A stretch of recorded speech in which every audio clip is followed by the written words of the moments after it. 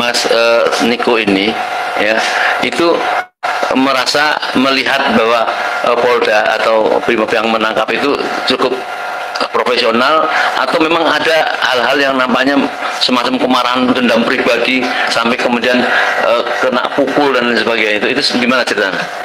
Ya, makasih Bang.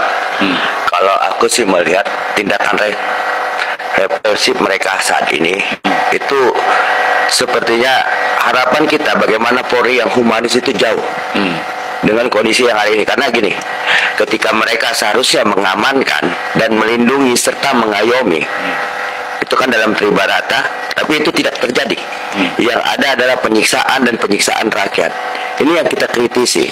Kita tidak memusuhi mereka, karena bagi kita juga butuh kepolisian untuk menjaga ketentraman.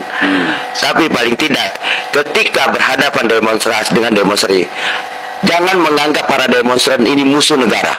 Jangan pernah menganggap demonstran ini adalah para pembuat onar. Padahal para demonstran ini sejatinya adalah memperjuangkan nasib rakyat banyak, termasuk juga di kepolisian. Bagaimana seharusnya polisi juga bisa sejahtera, polisi juga bisa mendapatkan hak-haknya. Bukan cuma buruh yang kita perjuangkan, bukan cuma petani yang kita perjuangkan, bukan cuma yang lain-lain kita juga memperjuangkan seluruh komponen bangsa agar mendapatkan haknya. Dan saya juga mengajak kepada teman-teman, jangan pernah takut untuk bersuara lantang, jangan pernah takut untuk terus berani mengkritisi pemerintah kita. Agar ketika kita mengkritisi pemerintah, berarti kita sedang memperbaiki pemerintah kita ke arah yang baik. Namun jika itu tidak bisa kita lakukan, maka jangan salahkan nanti ke depannya. Ketika rakyat apatis, ketika rakyat tidak lagi peduli kepada pemerintahnya, maka yang terjadi adalah pemboikotan. Rakyat akan memboikot, meminimalisir cara membayar pajaknya. Rakyat juga akan munculnya masa bodoh. Dan ketika masa bodoh inilah yang akan bahaya bagi negeri kita. Terjadilah perpecahan anak bangsa. Kalau sudah masa bodoh seperti ini gitu. Jadi marilah kita sama-sama terus bersuara, jangan pernah takut.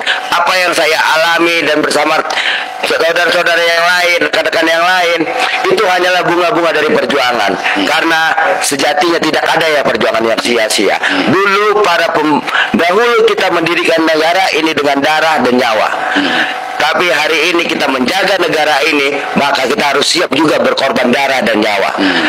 Kalau cuma untuk dipukuli oleh aparat seperti yang ku alami tanggal 19 lalu, itu bukan membuatku takut, itu tidak akan pernah menyurutkan langkahku.